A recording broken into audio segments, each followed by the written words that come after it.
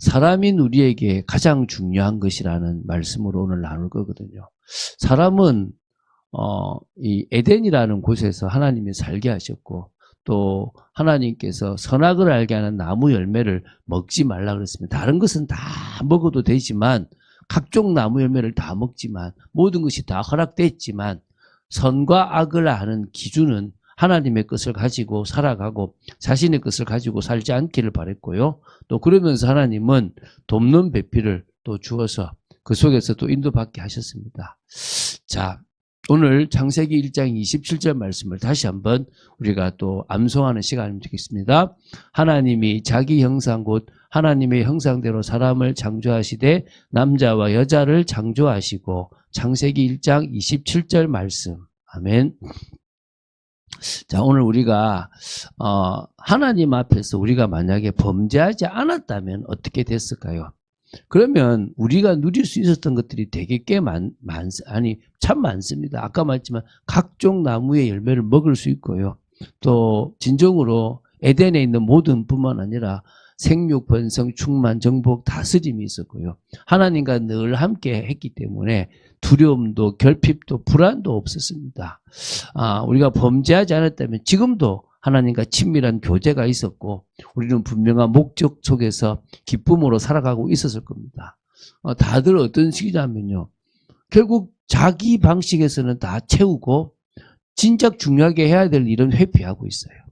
그러면 어떤 의미에서는 사람들은 권리만 누리고 의무는 안 하려고 하는 모습이 있는 거죠. 이게 반대가 돼야 되는데, 정말 그런 부분들이 지금 이 목적을 잃어버리고 이 범죄하지 않았다면 계속 어찌 보면은 누릴 권리보다는 자신의 의무를 더 많이 하면서 하나님이 원하시는 일들을 감당했을 겁니다. 그래서 죄로 인해서 모든 것이 깨어졌고요. 그 결과 인간은 하나님을 떠나 방황하게 되었습니다. 그래서 무엇이 중요한지 잊어버린 채로 살아가게 되었죠.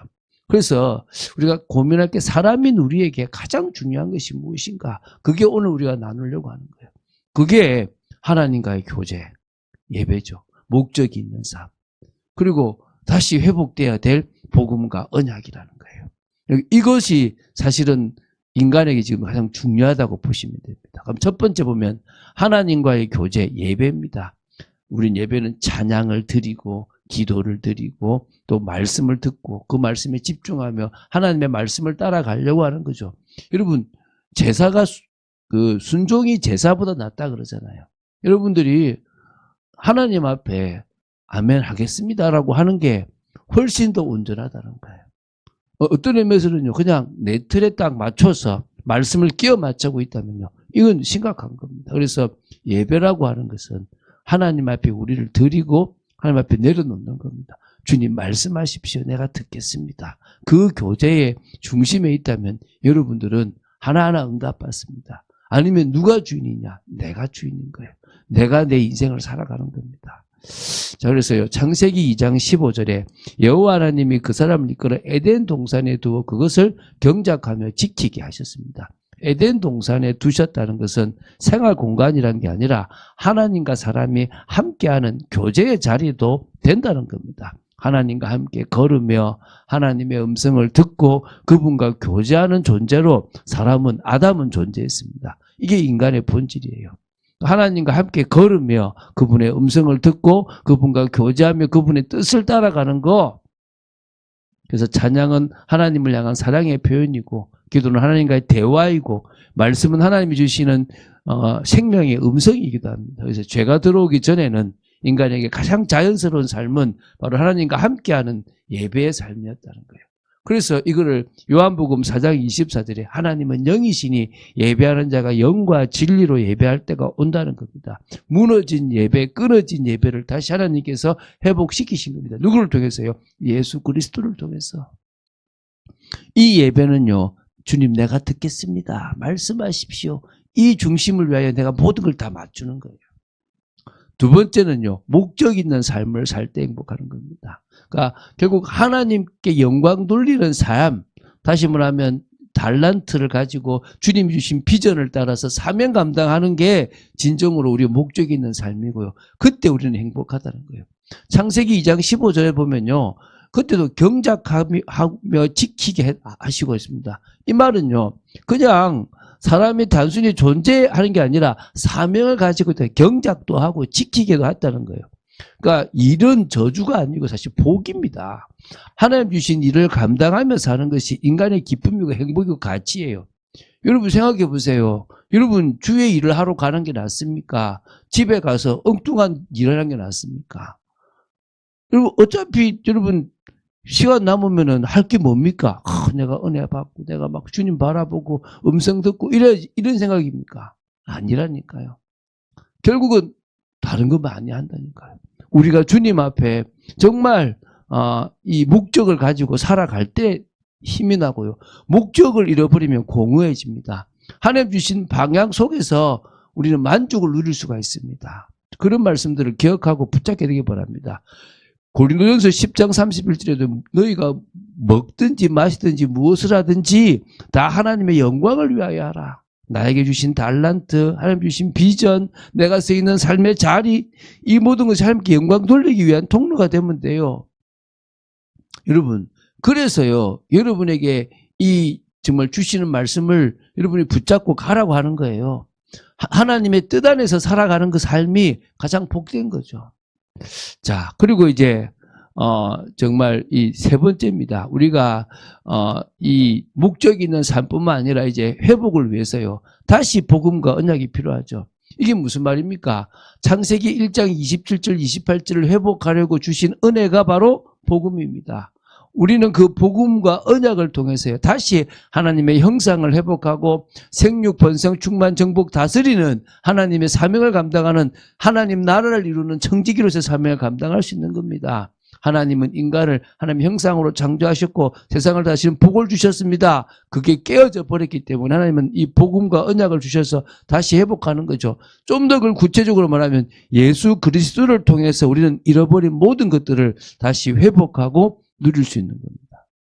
여러분 성경 전체를 보려면요. 결국은 예수 그리스도를 못 보면 아무 소용이 없습니다. 그리스도를 통해서만 우리 모든 게 보여진다는 겁니다. 그래서 너희가 영생을 얻으려고 성경을 연구하지만 상고하지만 그 결국 나에 대해서 말씀한다고 예수님께서 말씀하셨어요. 예수님에 대해서 분명히 말씀하고 있다는 것을 기억해야 될 줄로 믿습니다. 그리고 요한복음 1장 12절 결국 영접하는 자 곧 그 이름을 믿는 자들에게는 하나님의 자녀가 되는 권세를 주셨으니 복음은요 단순한 위로가 아닙니다. 복음은 회복입니다. 복음은 하나님과의 관계 회복이고 복음은 삶의 목적을 회복하는 것이고 하나님의 형상을 회복하는 겁니다. 이것이 하나님이 우리 주신 은혜라는 사실을 기억해야 될 줄로 믿습니다. 그래서 결국 우리는 하나님의 형상을 회복하는 거예요. 이게 모습이에요. 근데 여러분 정말 은혜 받는다고 여러분 이렇게 속지 마시고 여러분이 여러분의 모습을 찾아가는 거예요. 여러분이 여러분의 삶을 찾아가는 거예요. 여러분 실험을 해봤잖아요. 저기 옛날에 한 1900년대 그 초에 어느 나라에서요. 국가적으로 아주 진짜 대단한 아주 최고의 시설의 보육원을 만들어 놓고 최고의 엘리트를 두고 거기서 최고의 음식들을 주고 이렇게 프로그램으로 했어요. 하나만 안 한 거예요. 사랑을 주지 않는 거예요. 스킨십도 없고 눈길도 안 주는 거예요. 그리고 최선을 다해서 한 거예요. 애들이 시들고요. 애들이 병들고 죽어요. 그게 인간이에요. 인간은요.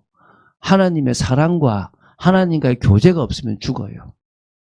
그 속에서 또 하나님이 원하신 일을 해나가야만 살아가는 존재입니다. 창세기 1장 28절에 창세기 2장 18절에요. 죄송합니다. 사람이 혼자 사는 것이 좋지 아니하다 그랬습니다. 하나님은 인간이 하나님과 함께 하고요. 또 인간이 사람과 관계 속에서 함께 하기를 원하시는 겁니다. 여러분 관계 속에서 서로가 사랑을 나누고 하는 게 되게 중요한 거거든요. 그게 핵심입니다. 회복해야 될 것은 하나님의 형상이에요. 에베소서 4장 24절에요. 형상이 뭔지 나와요. 하나님을 따라 의와 진리의 거룩함으로 지으심을 받아 새 사람을 입으라. 의, 거룩함, 또 다른 데는 지식, 그 지혜도 있습니다. 지식. 하나님을 아는 지식, 또 의, 진리의 거룩함, 이런 것들이요, 우리에게 주신 하나님의 형상이거든요. 그래야 우리는 교제하고 목적을 이루어 살아갈 수 있습니다. 여러분, 정말 말씀의 흐름 속에, 교회의 흐름 속에 들어가시고요. 여러분이 가정에서도 가장 여러분의 역할을 감당하고 직장에서 여러분의 역할을 감당하시기 바랍니다. 어느 날 말하는 입장, 어느 날 그냥 방관자의 입장, 어느 날 다른 비판자의 입장, 이거요 안 좋아요. 그 속에서 한 사람으로 설 수 있는 여러분, 그 속에서 응답받는 여러분, 그래야 하나님이 주시고요. 모든 걸 기도로 풀어갈 수 있는 축복이 있습니다. 하나하나 그런 응답을 누린 여러분이시기를 주 예수 그리스도 이름으로 축원드립니다. 다시 또 우리가 봐야 되겠죠. 창세기 1장 27절 말씀. 하나님이 자기 형상 곧 하나님의 형상대로 사람을 창조하시되 남자와 여자를 창조하시고. 창세기 1장 27절 말씀. 우리는요 이번 주간에 이 말씀을 간단하잖아요. 외우면서 또 이 속에 있는 의미들을 지금 계속 찾아서 누려나가는 그런 축복된 삶을 살게 되기를 주 예수 그리스도의 이름으로 축원드립니다. 주는 그리스도시요 살아계신 하나님의 아들이심을 고백합니다. 오늘도 저희들이 사람인 우리에게 정말 중요하고 필요한 것들 아버지 하나님 다시 한번 나누었습니다. 아버지 하나님 저희들이 이 말씀을 통하여 더더욱 주님이 원하시는 부분들을 보게 하시고 또 정말 주님과의 교제 속에서 하나님의 형상을 회복해 나가는 복된 저희들이 되어지기 원합니다. 아버지 은혜 내려 주시옵소서. 주 예수 그리스도 이름으로 기도드립니다. 아멘.